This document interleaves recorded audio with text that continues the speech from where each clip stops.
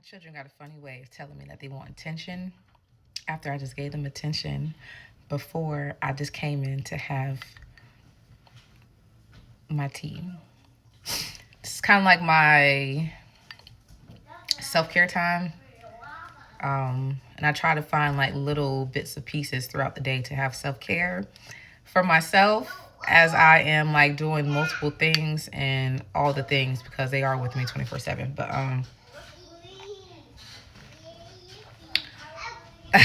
I wanted to like kind of go back to the video I was talking about.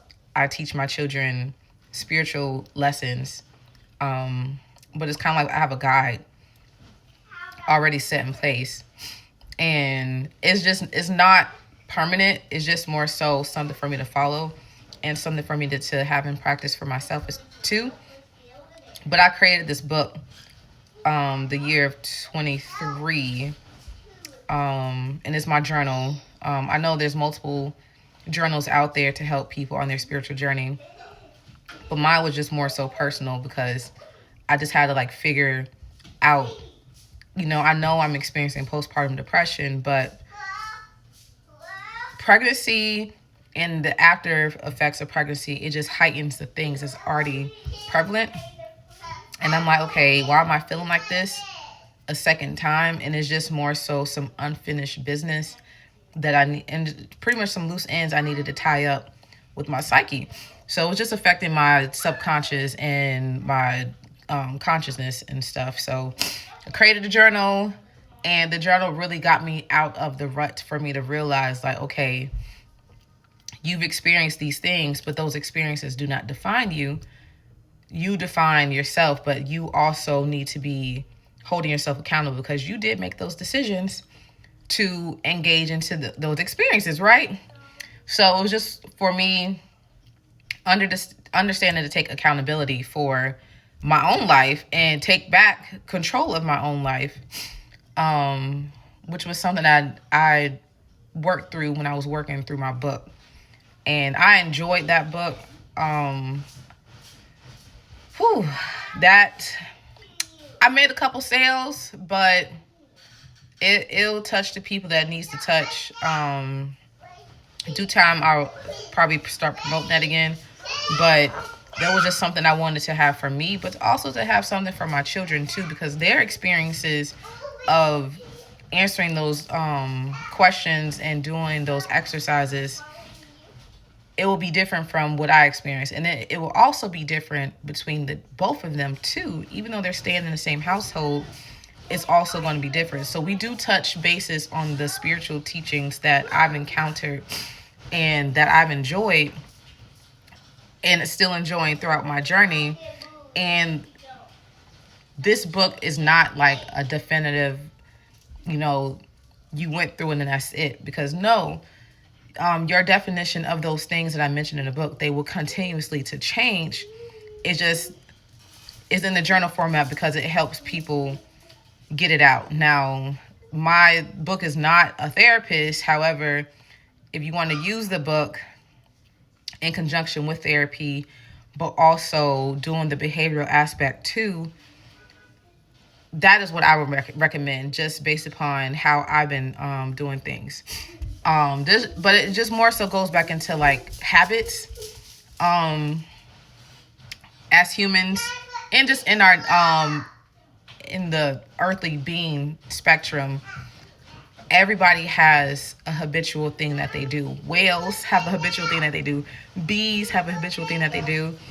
Butterflies, like, Earth is just this majestic place, and we were all created by design, but with the intention of, we all have a purpose. We all have a plan, and it's a beautiful thing. It's a beautiful thing. But this is something that I'm teaching my girls through my spiritual teachings with them, about abundance, like I mentioned before, about love, about self-love, about community, even about, I was just, we were out in nature We study bugs. And I know enough information to like know like what to touch, what not to touch, and not to be afraid of it. But then certain things that I will look up with them because they'll ask me if they can, and I'm glad that I'm teaching. Like, you can't go out into nature touching everything because everything don't want to be touched because it's a part of its mechanism. It was designed to not be touched, right? Selectionism. That's also it's crazy. Just how everything is just playing out and on Earth is just so interesting of how I'm always saying that things are connected, and they are. But in the sense of me teaching these things to my children, is just so they can have a better understanding of how life works, how life can always work in your favor. The universe always going to conspire to work with you. The universe always wants to see you win, but you have to make sure that you are paying attention to the signs. Now, as a behavior analyst, I can't prove the signs, and I can't prove that it's accurate, systematic, reliable, all the things, right?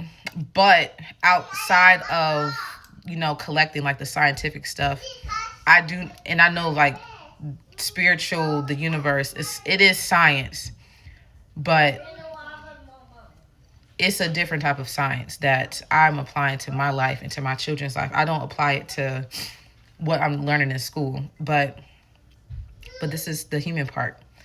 But I'm teaching them that, when all the spiritual teachings come together for them, I want it to click that we're all connected. If it wasn't for the bees, we wouldn't be here. If it wasn't, everything has a role in life, and teaching them that you have a role that you have to play in life as well. But teaching them that you have a role to play in your community, which is our home. This is what I want you to know. And then they're not going to have an understanding of it, but it's starting to come together, and it just is helping them have like this moral compass and having these values and determining their values, right? And our values are always going to change. Now, we might have all these things that we value, but it's just the order of how, of what we value, which one comes first, right? So teaching these things to like, when we go out into nature is like my best example outside the home. Because, we live here. They get comfortable, they see it often because of, complacency, right? But when we go out into nature, it's more so like, now we got to be a little bit more hyper aware because, like I said, we can't go out into touching things because they don't want to be touched. And then they'll ask why, and I say it's because it's within their nature. Or why did such and such do this? Or why did the bird do that? Well, it's in their nature is what I tell my baby girls. Because it is, right? But we can have a better understanding by further examining, why do birds chirp like that or whatever, right? But it's just these spiritual practices that I really need my girls to hone in on, because it's important. It's very imperative for their well-being, their safety, and how they want to live out life on this earth. My daughter, my oldest, she asked me, how do we get to 100? I want to show you the ways of how we can age to 100. Now,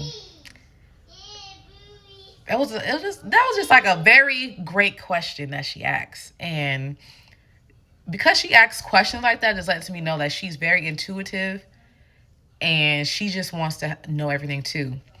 But it makes sense. I'm not going to get into zodiac signs or whatever, because that's not the point. But it's just the part that she has this curiosity as a child. And I see that I still have my curiosity as a child. I want her to continue to have that. Because without curiosity, you're never going to question anything. You got to question everything to live in this world and to be safe and to protect yourself. But to also, we're here for a long time and a good time, right?